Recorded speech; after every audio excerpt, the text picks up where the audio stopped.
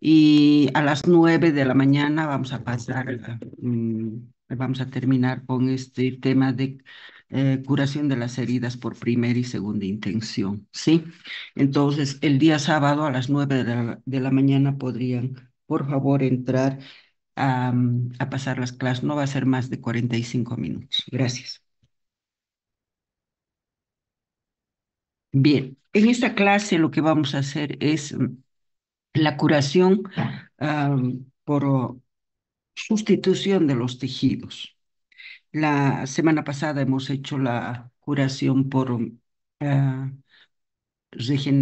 por regeneración y ahora vamos a hacer la curación de los tejidos lesionados por sustitución. ¿Cuáles son las características de los tejidos lesionados que han sido curados por sustitución?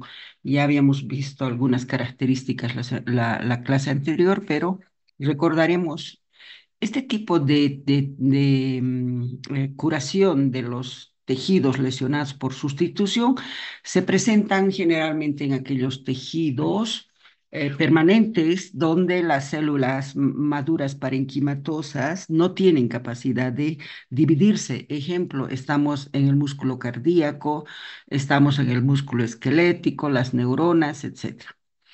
En este caso, el tejido destruido tiene que ser también muy extenso la destrucción del tejido, muy extenso, con mucha destrucción del tejido de sostén, del tejido conjuntival. Entonces, es importantísimo que haya destrucción del tejido conjuntival, destrucción del tejido de sostén y que la destrucción de ese tejido sea extenso. En esos casos se cura por sustitución. Si estamos hablando de curación por sustitución, decimos, por ejemplo, si hay células musculares cardíacas que han sido destruidas, que han sido, luego han sido eliminadas, porque todo tejido necrótico, todo tejido lesionado es eliminado, ¿no es cierto?, por la reacción inflamatoria. Entonces, si es eliminado, como las células residuales del músculo cardíaco no tienen capacidad de división, entonces, ¿qué van a hacer? Los fibroblastos van a proliferar y los fibroblastos van a sintetizar fibras colágenas tipo 3 y van a rellenar ese foco con fibras colágenas tipo 3 y eso se llama cicatrización cuando estamos a nivel de la piel y cuando estamos en órganos internos, a ese foco se llama fibrosis. Entonces, la curación por sustitución es que se presenta en tejidos permanentes cuyas células parenquimatosas lesionadas son eliminadas y son sustituidas por tejido fibroso. Dentro de los órganos se llama fibrosis y en la piel se llama cicatriz.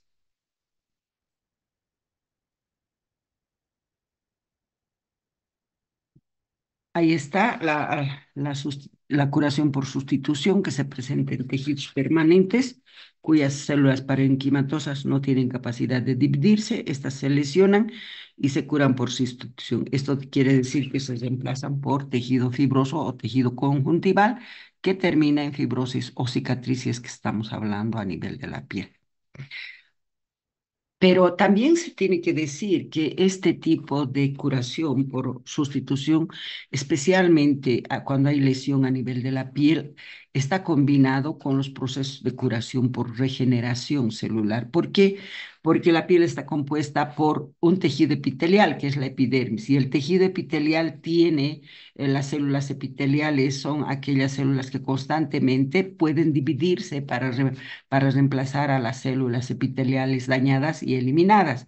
Por eso es que sí, puede estar acompañada esta curación por sustitución con la curación por regeneración, ¿sí? Especialmente a nivel de las células epiteliales.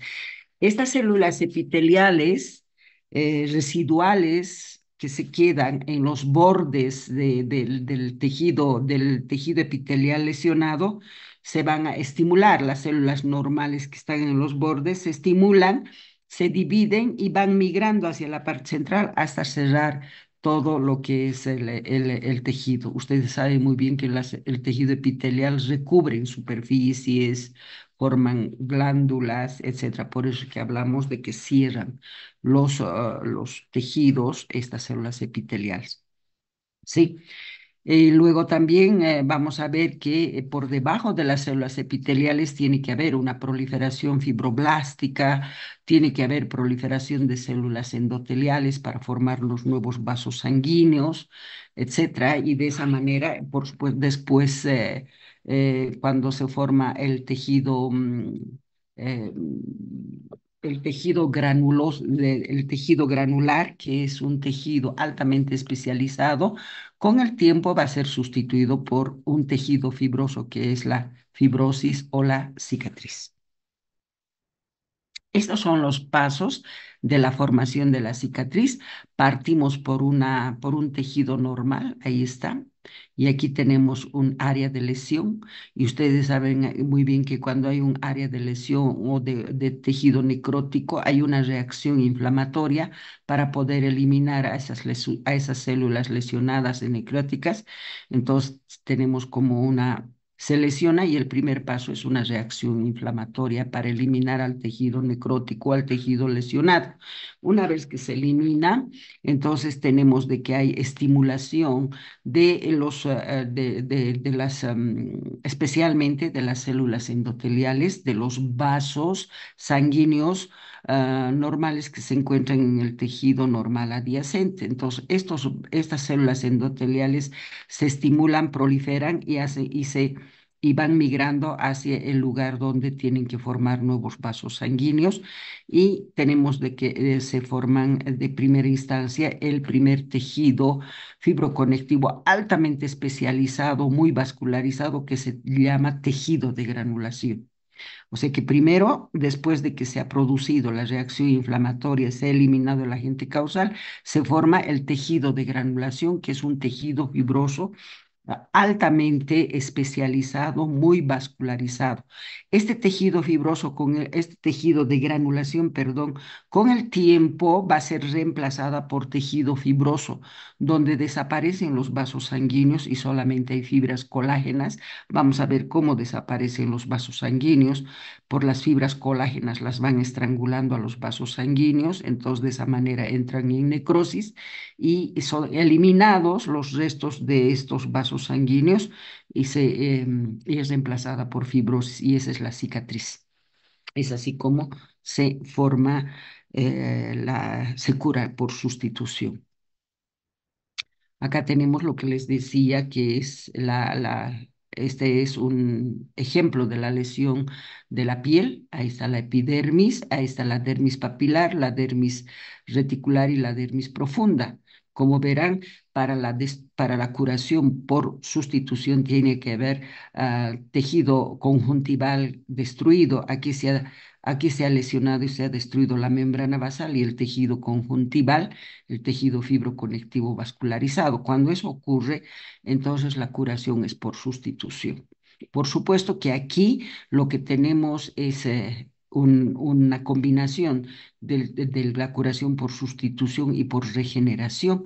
Aquí vemos cómo el tejido epitelial, miren, aquí hay destrucción del tejido epitelial, pero las células epiteliales basales que tienen capacidad de división residuales, esas se estimulan, miren cómo se estimulan las células normales y cuando se estimulan se dividen, hacen división mitótica y van avanzando hacia la parte central, tanto del lado derecho y del lado izquierdo van. Entonces van a cerrar esta lesión con una capa de células epiteliales. Primero se forma la capa basal de las células epiteliales, miren, las células basales se están aproximando. Cuando cierran la capa basal, entonces recién hacen la proliferación. Estas células van a tener que subir a medida que van a ir madurando para completar todo el epitelio, que es epitelio estratificado plano con queratina. Esa es la epidermis. Entonces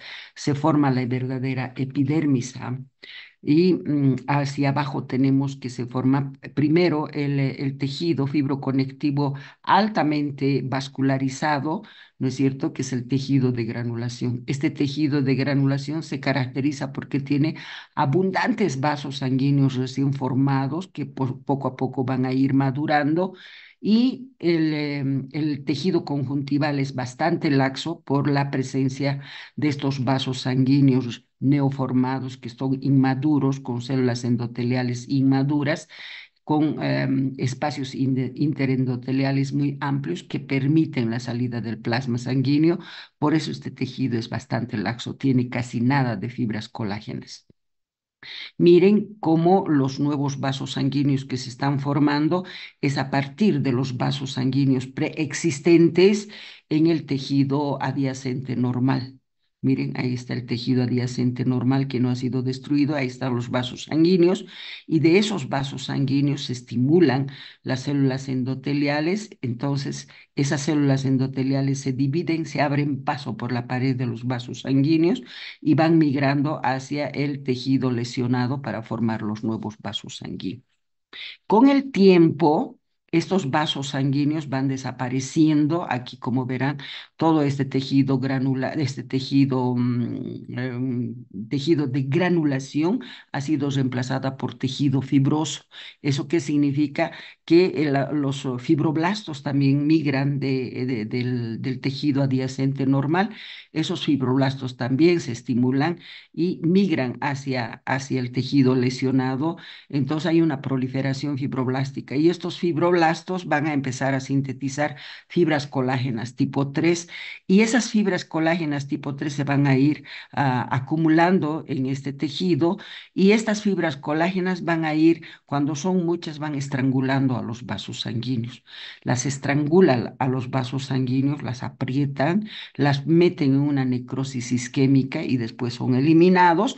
Por eso es que el tejido de granulación con el tiempo es sustituido por puro tejido fibroso, que es la cicatriz. Por eso es que nosotros tenemos la cicatriz esa vascular. ¿Por qué? Porque estas fibras colágenas las comprimen, las estrangulan, las meten en necrosis isquémica, desaparecen los vasos sanguíneos y todo eso es rellenado por fibras colágenas tipo 3 sin vasos sanguíneos. Esa es la cicatriz. ¿Mm? Ahora vamos a ver que hay dos tipos de curación por primera intención y por segunda intención. Esto supuestamente es una curación de segunda intención porque hay retracción, hay una retracción del tejido fibrótico de la cicatriz. Miren, se está retrayendo la cicatriz. Eso es porque ha habido una curación por segunda intención que después vamos a ver cómo se presenta. En conclusión, primero se forma el tejido de granulación. Primero se estimulan las células que tienen capacidad de dividirse, como las células epiteliales, forman la primera capa, la capa basal, en primera instancia, después empiezan a migrar hacia arriba para completar la epidermis. Y abajo lo que pasa es que primero se forma el tejido de granulación, que es un tejido altamente especializado, muy vascularizado, tiene un 90% de vasos sanguíneos y escasas fibras colágenas y es más tejido laxo por el edema y con el tiempo los vasos sanguíneos desaparecen por la presencia de las fibras colágenas tipo 3 que son sintetizadas por los fibroblastos y esto se llama cicatriz. Y cicatriz en la piel y si es en tejidos, en órganos internos se llama fibrosis. Vamos, ¿cuáles son los pasos de la curación por sustitución, fibrosis o cicatriz? Primero hay una lesión tisular, luego se instala la inflamación. Este periodo de inflamación dura de 6 a 48 horas, 2 días. Por eso hablamos de inflamación aguda.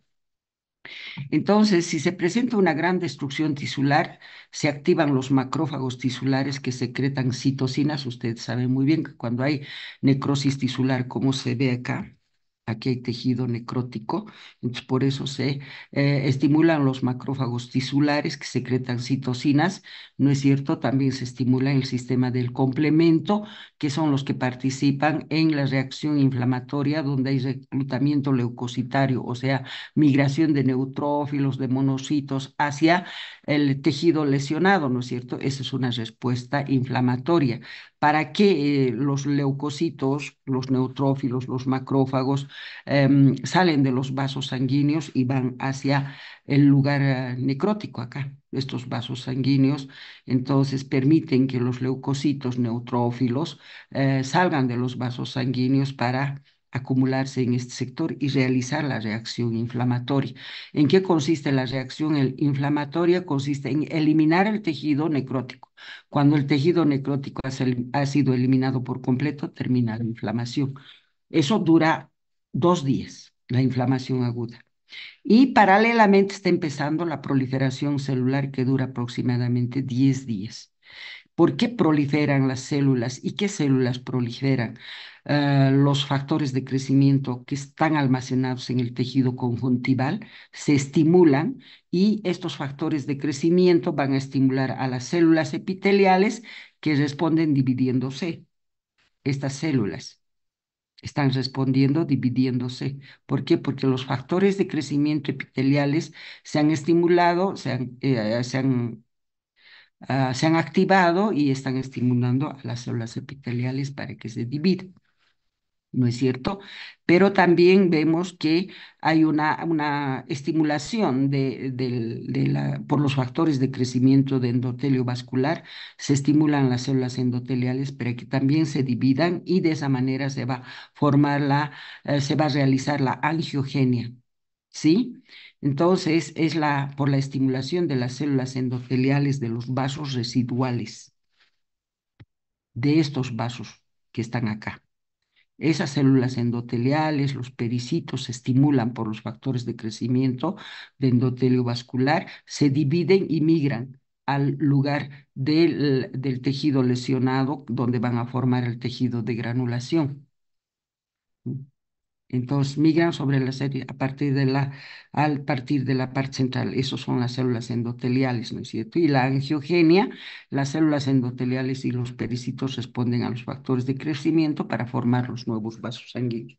Este proceso se llama angiogenia. Entonces, ¿qué es la angiogenia? Es la estimulación de las células endoteliales y de los pericitos, que son las células que forman la pared de los vasos sanguíneos, y estas van a proliferar y van a migrar para formar el tejido de granulación, reemplazando al tejido necrótico. Y posteriormente, ese tejido necrótico no tiene que estar más de 5 días. No tiene que estar, el tejido de granulación no tiene que estar más de 5 días. Después de esos 5 días, ese tejido de granulación es emplazado por tejido fibrótico o por cicatriz. Entonces ahí vamos a ver proliferación de los fibroblastos.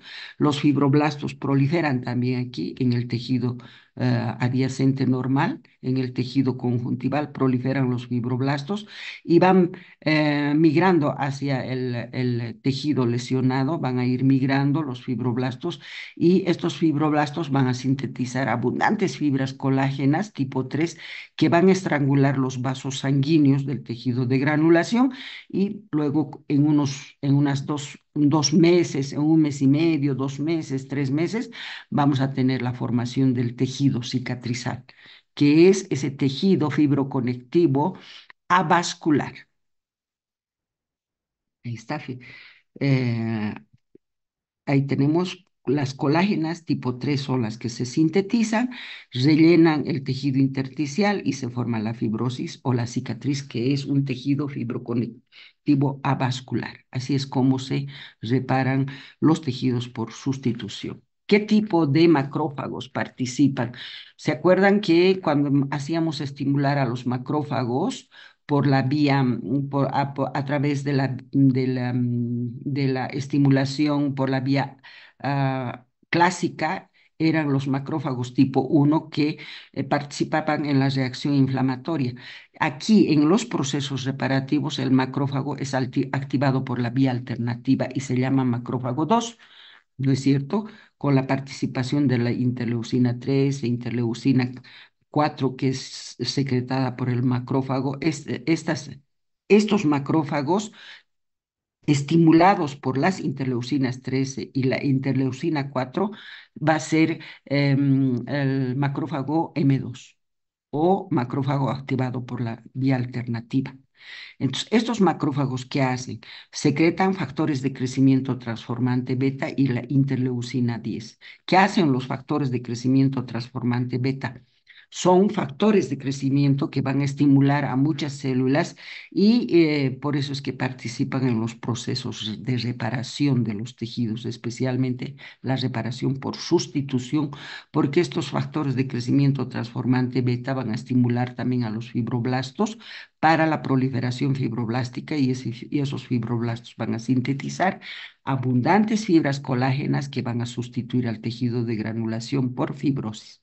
Ahí está el factor de crecimiento y transformación. Una vez de que se elimina por completo la reacción se elimina por completo el tejido necrótico, termina la reacción inflamatoria y este macrófago M2 también sintetizan sustancias antiinflamatorias como la interleucina 10 que termina la reacción inflamatoria y cuando termina la reacción inflamatoria empiezan los procesos reparativos. ¿Cuáles son las características macroscópicas del tejido de granulación? Del tejido de granulación, ese tejido que se forma que se forma y aparece a partir del segundo día y dura solamente 5 días cuando se han lesionado los tejidos o cuando ha habido una incisión quirúrgica y esa incisión quirúrgica se sutura. Y a los 2 días hasta los 5 días aparece el tejido de granulación. ¿Cómo nosotros reconocemos el tejido de granulación? El tejido de granulación es un tejido bien rosadito, blando, brillante, granular. ¿Sí? Este tejido de granulación con estas características macroscópicas se observa por debajo de la costra de una herida cutánea o por debajo de la herida cutánea que se forma una costra, ¿no es cierto? Y que se hace visible, miren, a partir de las 24 horas hasta los 5 días. Esa es la característica del tejido de granulación. ¿Por qué es rosadita? Porque son casi 90% de puros vasos sanguíneos inmaduros y es blanda, es brillante porque es edematizada, porque esos vasos sanguíneos tienen endotelios inmaduros con espacios interendoteliales muy amplios, entonces dejan escurrir al espacio intersticial líquido plasmático. Y el granular porque hay formación de nuevos vasos sanguíneos y eso se ven así granulares blanquecinos. A eso se llama tejido de granulación que está presente en todas las heridas cutáneas, en todos los tejidos que se están curando, pero aparece a las 24 horas y duran 5 días. Características microscópicas del tejido de granulación. ¿Cómo se ve a través del microscopio el tejido de granulación con tinciones de eosina hematoxilina? Ahí vamos a ver una proliferación fibroblástica que están presentes en el tejido normal. Los fibroblastos están presentes en el tejido normal. Esos se estimulan por el factor de crecimiento fibroblástico, por el factor de crecimiento transformante beta. Se proliferan los fibroblastos adyacentes y estos fibroblastos proliferados van a migrar lentamente y van a empezar a sintetizar fibras colágenas. Pero esas fibras colágenas que sintetizan son muy escasas. ¿Mm? Por eso es que el tejido de granulación es laxo. Ahora, junto con estas fibras colágenas tipo 3 que son muy laxas, junto con la proliferación de los fibroblastos que está apareciendo, hay capilares desinformados porque también las células endoteliales de los vasos sanguíneos adyacentes se estimulan, entonces van a migrar hacia el tejido lesionado, ¿sí? Y estos capilares tienen paredes muy delgadas y con células endoteliales muy inmaduras que tienen espacios interendoteliales muy amplios que permiten el escape del líquido plasmático. Entonces ahí vamos a tener un tejido muy laxo. Entonces, Microscópicamente, ¿qué vemos? Tejido laxo con abundantes vasos sanguíneos inmaduros. ¿Sí? ¿Cómo reconocemos los vasos sanguíneos inmaduros? Las células endoteliales eh, presentan espacios interendoteliales muy amplios, ¿sí? Y por supuesto que los leucocitos van a empezar a desaparecer porque la reacción inflamatoria ha logrado eliminar al tejido necrótico. Por eso es que ese tejido necrótico va a ser reemplazado por el nuevo tejido, ese tejido de granulación. ¿Sí? Eso es las características microscópicas. Microscópicamente, el tejido de granulación se caracteriza por presentar un 90% de vasos sanguíneos inmaduros inmersos en un tejido conjuntival laxo con escasas colágenas, fibras colágenas, muy poquitos hay. Esa es la característica del tejido de granulación. Este tejido de granulación, después de los 5 días, se reemplaza por el tejido fibroso, por el tejido conjuntival fibroso. Aquí, depósito de tejido conjuntival, dice. ¿Por qué? Porque vamos a reemplazar el tejido de granulación por tejido conjuntival fibroso. Con el tiempo, el tejido de granulación es reemplazada por el depósito de gran cantidad de fibroblastos. A eso se llama proliferación fibroblástica. Y la gran cantidad de fibroblastos que van a llegar a este foco donde está el tejido de granulación, ¿qué van a hacer? Van a sintetizar muchas fibras colágenas y esas fibras colágenas se van a depositar, va a ser un tejido conjuntival fibroso muy compacto, ¿no es cierto? Y poco a poco estas fibras colágenas van a ir estrangulando a los vasos sanguíneos y los van a estrangular, los van a poner en una necrosis isquémica y ustedes saben muy bien que esos tejidos necróticos isquémicos son eliminados, por eso es que desaparecen los vasos sanguíneos y cuando desaparecen por completo los vasos sanguíneos, entonces estamos frente a un tejido cicatrizal. La cicatriz es un tejido fibroconectivo avascular compacto. Esa es la cicatriz o la fibrosis en los tejidos internos. Esta es la microscopía del tejido de granulación. Como verán, son vasitos sanguíneos bien chiquititos que se ven por todo lado. Miren, muy chiquititos los vasos sanguíneos en corte longitudinal, en corte transversal. Escasas fibras colágenas, casi no se pueden ver las fibras colágenas. Son muy escasas. Hay escasos fibroblastos también. Lo que predomina aquí son vasos sanguíneos pequeñitos de neoformación y también tenemos este tejido que es muy laxo. ¿Por qué? Porque está lleno de líquido. ¿Ah? No hay fibras colágenas. Ese tejido de granulación, que es un tejido fibroconectivo altamente vascularizado, laxo. ¿Mm? Ahí está el factor de crecimiento del endotelio vascular, regula la angiogenia, aumentando la permeabilidad vascular, dándole al nuevo tejido un aspecto edematoso o tejido laxo. Así se ve. Ahora, tenemos que ver cómo se forman los nuevos vasos sanguíneos y eso se llama angiogenia. Cuando nosotros hablamos de la angiogenia, cuando los nuevos vasos han sido formados a partir de los vasos sanguíneos preexistentes del tejido adyacente o a partir de los vasos colaterales que se forman o también aquellos vasos que se forman en tumores, en tejidos tumorales. ¿Sí? Ahí es donde podemos hablar de angiogenia.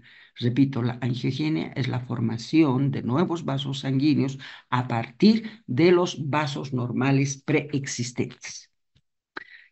¿Qué primero se forma? Para la formación de estos vasos sanguíneos tiene que haber primero una vasodilatación del vasito que va a dar origen al nuevo vaso. Entonces, ese vasito sanguíneo tiene que entrar en vasodilatación. Aquí está. Pucha. Este vasito sanguíneo.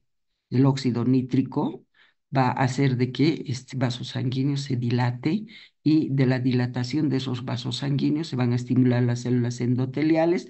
Esas células endoteliales se van a dividir y van a ir migrando hacia el lugar donde van a ser los nuevos vasos sanguíneos. Entonces, tenemos el primer paso que es la vasodilatación.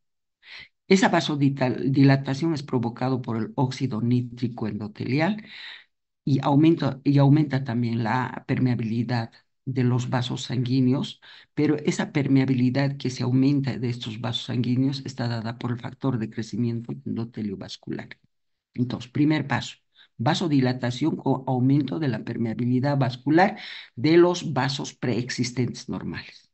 Una vez que se ha vasodilatado, que se ha aumentado la permeabilidad de los vasos sanguíneos, va a haber una separación de los pericitos, que son células que también forman parte de la pared de los vasos sanguíneos, ¿no es cierto? Entonces, se separan los pericitos de la pared vascular y posteriormente va a haber una degradación de la membrana basal, o sea, las células endoteliales ya se han estimulado, se han separado los pericitos y la membrana basal tiene que degradarse para permitir que migren las células endoteliales y formar los brotes vasculares.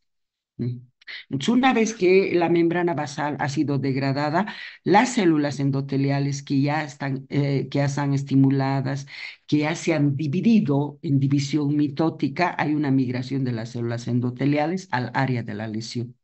¿Cómo proliferan las células endoteliales? La proliferación de las células endoteliales, aquí dice, por detrás del borde anterior de la célula en punta que migra hacia adelante. ¿Qué quiere decir eso? Por ejemplo, yo tengo una célula endotelial que está en la punta de ese vaso que ha sido dilatado, que ha sido destruido su membrana basal. Está la primera célula que está ahí en la punta. Esa célula se va a dividir y la célula que está en la punta va a migrar adelante y la otra se queda atrás. Esa célula que está en la punta se va a dividir en dos células endoteliales. La que está en la punta va a migrar y la otra se queda atrás. Eso significa la proliferación de las células endoteliales por detrás del borde anterior de la célula de punta que migra hacia adelante.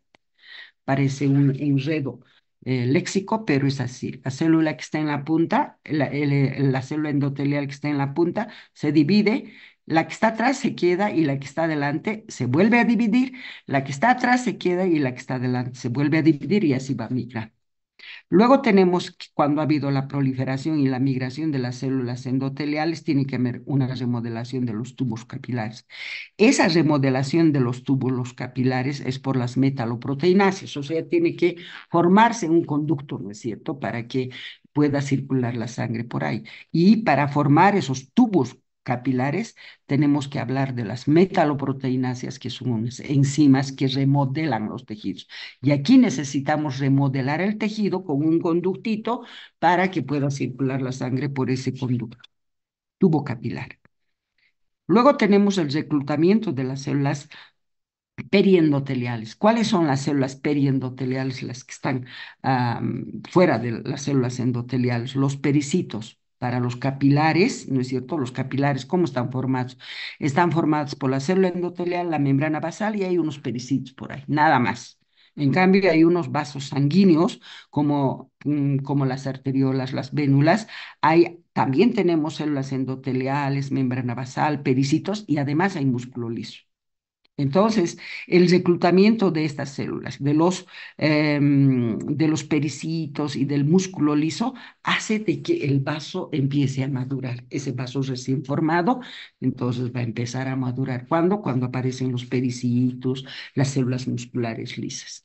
Entonces, ahí es el reclutamiento de las células periendoteliales, como son los pericitos, el músculo liso, para formar un vaso sanguíneo maduro. Entonces va a empezar a aparecer arteriolas, capilares, vénulas. Luego, una vez de que ha madurado el vaso sanguíneo, por supuesto que tiene que haber una supresión de la proliferación y la migración de las células endoteliales, de los pericitos, ¿no es cierto? Y por supuesto que también hay formación de la membrana basal. No podemos hablar de células endoteliales si no están descansando en una membrana basal. ¿Cuál es el mecanismo de la angiogenia? Ya hemos visto los pasos de la angiogenia. Ahora vamos a ver el mecanismo de la angiogenia. Este proceso afecta y se activan las vías. Primero hay una activación de las vías de señalización. ¿Mm?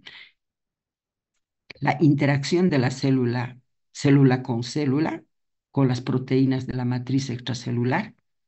¿no es cierto? Tienen que haber enzimas tisulares, factores de crecimiento de endotelio vascular, factores de crecimiento del endotelio vascular alfa. Estos factores de crecimiento, más las vías de señalización, más las proteínas de la matriz extracelular, van a tener que activar por ejemplo, aquí, uno, el factor de crecimiento de endotelio vascular estimula la proliferación y la migración de las células endoteliales. El factor de crecimiento endotelial. ¿Dónde van a ir a estimular? A las células endoteliales, ¿no es cierto? Pero a nivel de sus receptores, ¿no es cierto? Todas las células tienen receptores para sus ligandos. Y estas células endoteliales tienen receptores para este ligando. Entonces, este ligando va a ir a sus receptores, esa célula se va a estimular y se va a dividir y vamos a formar los brotes capilares. También el factor de crecimiento de endotelio vascular estimula la producción del óxido nítrico, que este óxido nítrico es producida por las células endoteliales. Por eso dice óxido nítrico endotelial que favorece la vasodilatación y contribuye a la formación de la luz de los vasos sanguíneos también. Los factores de crecimiento fibroblástico, especialmente el factor de crecimiento fibroblástico 2, estimula la proliferación de las células endoteliales también y favorece la migración de los macrófagos, de los fibroblastos y de las células epiteliales para cubrir las heridas epidérmicas con tejido epitelial continuo, lo que hemos visto hace rato. Para eso tenemos que tener el factor de crecimiento fibroblástico tipo 2. Luego tenemos un tercer paso donde participa la angiopoietina 1 y 2. Esta angiopoietina 1 y 2 son factores de crecimiento que participan durante la angiogenia y la maduración de las estructuras de los nuevos vasos sanguíneos. Gracias a la angiopoietina 1 y 2 se forman los nuevos vasos sanguíneos y maduran esos nuevos vasos sanguíneos. Los nuevos vasos sanguíneos, dice, maduran, se estabilizan cuando se forman los pericitos y el músculo liso en la pared de los vasos sanguíneos. Eso es bien importante. También hay depósito del tejido conjuntival, que es la membrana basal. No podríamos hablar de las células endoteliales si no están descansando sobre la membrana basal. Ahora, la membrana basal y el depósito del tejido conjuntival es gracias al factor de crecimiento derivado de las plaquetas y al factor de crecimiento transformante beta. ¿Qué hace este factor de crecimiento transformante beta? Estimula a la proliferación de los fibroblastos. Hay una proliferación fibroblástica, más fibroblastos, más fibras colágenas tipo 3 que van a sintetizar y van a cubrir al tejido lesionado. El factor de crecimiento derivado de las plaquetas estimula y recluta a las células musculares lisas de las paredes de los vasos sanguíneos, cuando ya están maduros. También este factor de crecimiento transformante beta inhibe la proliferación y la migración de los células endoteliales cuando ya están maduras y cuando ya se han formado los nuevos vasos sanguíneos y potencia la síntesis de las proteínas de la matriz extracelular, el factor de crecimiento transformante beta. Y después tenemos un cuarto paso, que son las vías de transmisión de señales Notch. ¿Qué hacen estas señales Notch? Regulan la formación de los nuevos vasos sanguíneos. ¿Cómo? El factor de crecimiento de endotelio vascular estimula la expresión de los ligandos Notch. Entonces, regula la ramificación de los nuevos vasos sanguíneos. Cuando ya ha terminado su ramificación, entonces estas señales Notch va a permitir de que ya se inhiba la ramificación de esos vasos sanguíneos. Quinto paso es que las proteínas de la matriz extracelular participan en la formación de los nuevos vasos sanguíneos por medio de las interacciones con los receptores de las integrinas. Entonces, miren, para la formación de los nuevos vasos sanguíneos también tienen que participar los receptores de las integrinas, ¿no es cierto? Que están en las células endoteliales. ¿Mm? aportan también las integrinas en el crecimiento de los nuevos vasos sanguíneos, como, como receptores de superficie en las células endoteliales. Las metaloproteínas son enzimas que están presentes en la matriz extracelular. Estas enzimas son las que van a ir a remodelar los tejidos. ¿Sí? Degradan la matriz extracelular, permitiendo la remodelación. Son enzimas estas metaloproteínas. Entonces, degradan a la matriz extracelular y remodelan a estos tejidos. Por ejemplo, cuando se tienen que formar los conductos de los vasos sanguíneos, participan las metaloproteínas es para degradar y para formar ese conducto, esa luz del vaso sanguíneo. El tejido de granulación es un tejido fibroconectivo muy vascularizado, laxo y altamente especializado, que es reemplazado por el tejido fibroso o cicatriz, que es avascular, ¿no es cierto? Y también es altamente especializado el tejido fibroso o cicatriz que reemplaza al tejido de granulación. Este tejido fibroso tiene que ser tan maduro que logra tener una fuerza tensil casi del 80-85% con relación al tejido normal. Los tejidos fibróticos o los tejidos cicatrizales no logran alcanzar la fuerza tensil de un tejido normal. La fuerza tensil del tejido cicatrizal, del tejido fibroso, solamente llega hasta un 80-85%. ¿Cómo se deposita el tejido conjuntival? Se produce en dos fases. Primero hay una migración de los fibroblastos al sitio de la lesión. Hay una proliferación de los fibroblastos y luego se sintetizan y se depositan las proteínas de la matriz extracelular. ¿Cuáles son esas proteínas de la matriz extracelular? La colágena tipo 3, que esa es la que se encuentra en el intersticio de los tejidos, producidos por los fibroblastos para formar el tejido fibroso o cicatriz, que es avascular. En este proceso participa el factor de crecimiento derivado de las plaquetas, el factor de crecimiento fibroblástico 2 y el factor de crecimiento transformante beta que están producidos y secretados por el macrófago M2, aquel macrófago que ha sido estimulado por la vía alternativa. Y luego de que se forma el tejido fibroso, tiene que haber una remodelación de este tejido fibroso, de este tejido conjuntival. Y esa remodelación es por la acción de las enzimas metaloproteináceas, que son las que degradan las fibras colágenas que están de más, por ejemplo. Esa es la acción de estas enzimas metaloproteináceas que degradan los tejidos, remodelando los tejidos fibróticos. Bien, muchachos, ahí hemos terminado esta clase que es reparación por sustitución. Hemos hablado de dos tipos de tejidos conjuntivales, el tejido de granulación y el tejido fibroso o cicatriz.